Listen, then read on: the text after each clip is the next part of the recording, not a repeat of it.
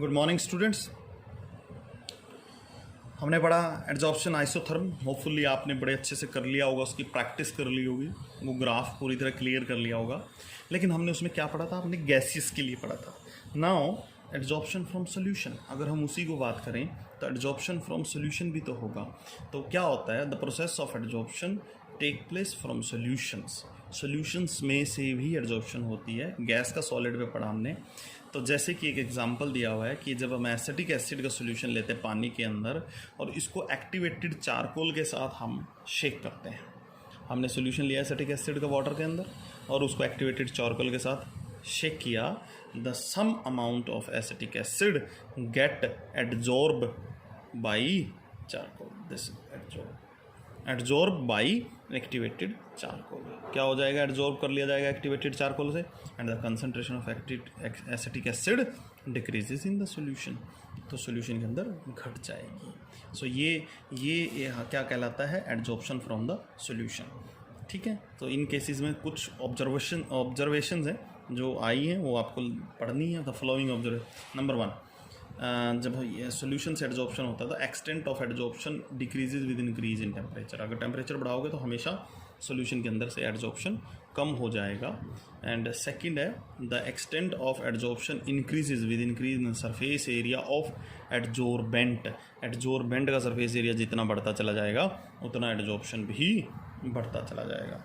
Next है the extent of adsorption depends on the concentration of solute in solution. कितनी concentration आप solution के अंदर सोल्यूट की रखते हैं उसके ऊपर एक्सटेंट डिपेंड करेगा कि आपका कितना एड्जॉर्प्शन होगा। Now we have the fourth point, that is the extent of adsorption depends on the nature of adsorbent and adsorbate. Adsorbent और एड्जॉर्बेंट की नेचर पे भी डिपेंड करता है। तो ये 4 ऑब्जर्वेशन हमारी सॉल्यूशन में से जब एड्जॉर्प्शन होता है तो उसमें ऑब्जर्व की जाती है। Now Freundlich adsorption isotherm obtained for the adsorption of gases on the surface of solid. Adsorbent found to be applicable to the adsorption of solutes from the solution. कहता है ये सेम जो फ्रेंडली आइसोथर्म हमने पढ़ा, ये adsorption of solute from solution में भी applicable है। कैसे एप्लीकेबल है? नाउ इट एड्जॉर्प्शन आइसोथर्म में be represented as x/m amount of substance solute adsorbed होगा जो, ठीक है, पर unit adsorbent K equal to C की पावर 1/n। C क्या है? C वहाँ पर प्रेशर था, यहाँ पर concentration of adsorbate in solution. It is a concentration of adsorbate in solution. अगर हम इनमें log ले लें तो आ गया log x/m equal to log K + 1/n। तो this is also linear equation आ गया। तो ग्राफ लेंगे हम log x/m and log C के बीच में, तो 1/n और log K की वैल्यू हमारे को आ जाएगी। It's to be similar to the graph of x/m and P for the gases on solid. तो ये एक इम्पॉर्टेंट पॉइंट है जो आपको आना चाहिए। ठीक है। उसके बाद अब हमारा है that is next topic, that is the application of adsorption. Application of adsorption में सबसे पहला हम अप्लाई कहाँ कर रहे हैं एड्जॉर्प्शन को? तो मैंने पहले कहा था डे लाइफ में हमारा जो यूज़ है वो हमें समझना है। एक्टिवेटेड चारकोल यूज़ किया जाता है गैस मास्क के, हम पहले भी डिस्कस कर चुके हैं। गैस मास्क में डालने का पर्पज़ क्या होता है कि पॉइजनस गैसेस को या टॉक्सिक गैसेस को एयर में से क्या कर लेता है, अपने आप ऊपर एड्जॉर्ब कर लेता है। सेकंड, हम जो है एलम्स जो है यूज करते हैं जब हम कपड़ों को डाई करते हैं। तो कई बार डाई कपड़े के साथ एड्जॉर्ब नहीं होती, तो उसको एड्जॉर्ब करने के लिए हम क्या यूज कर लेते हैं? एलम यूज कर लेते हैं। Alum are used as they adsorb dye particles which do not stick with the cloth. तो यहाँ पर भी एड्जॉर्प्शन का यूज़ हो गया हमारा। और हमारे पास क्या क्या है? हमारे पास और भी बहुत सारे मेथड्स हैं। जैसे एक है सिलिका और aluminium jail.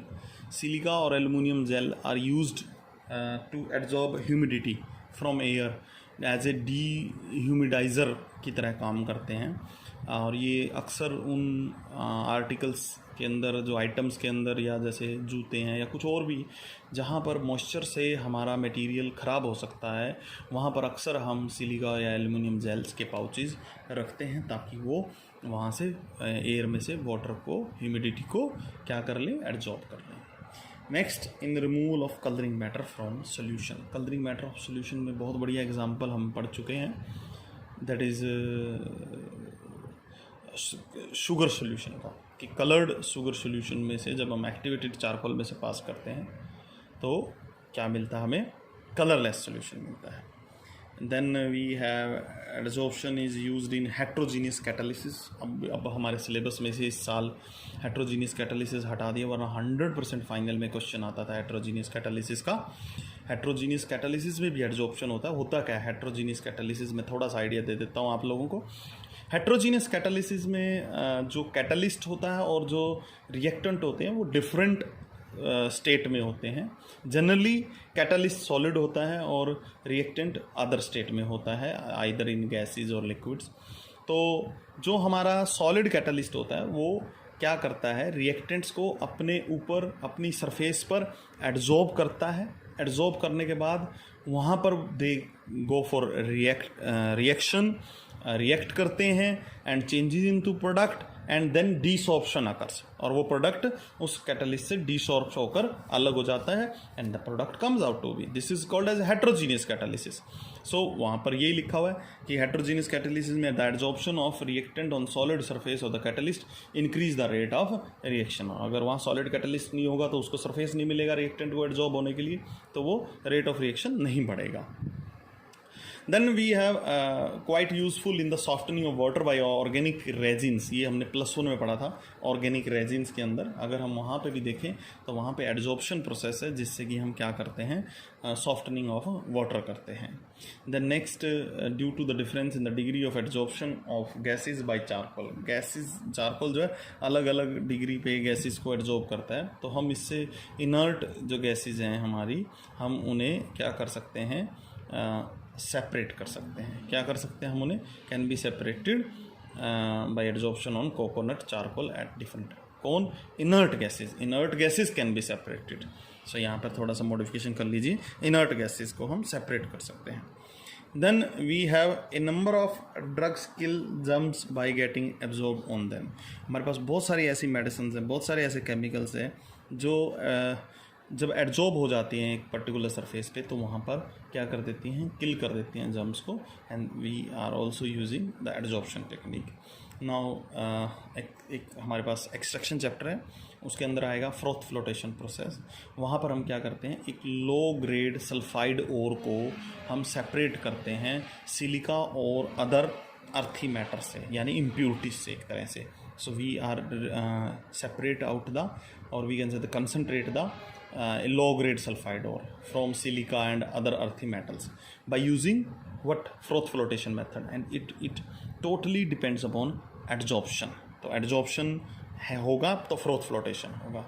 so this is another application and last application हम पढ़ रहे हैं, that is the chromatography analysis based on the phenomena of adsorption. Total chromatography किस पे डिपेंड है, +1 में पढ़ा था हमने, एड्जॉर्प्शन के ऊपर डिपेंड है। A number of application in analytical and industrial field में क्रोमेटोग्राफी का बहुत एप्लीकेशन है, और chromatography is totally based on adsorption technique. So this is the application.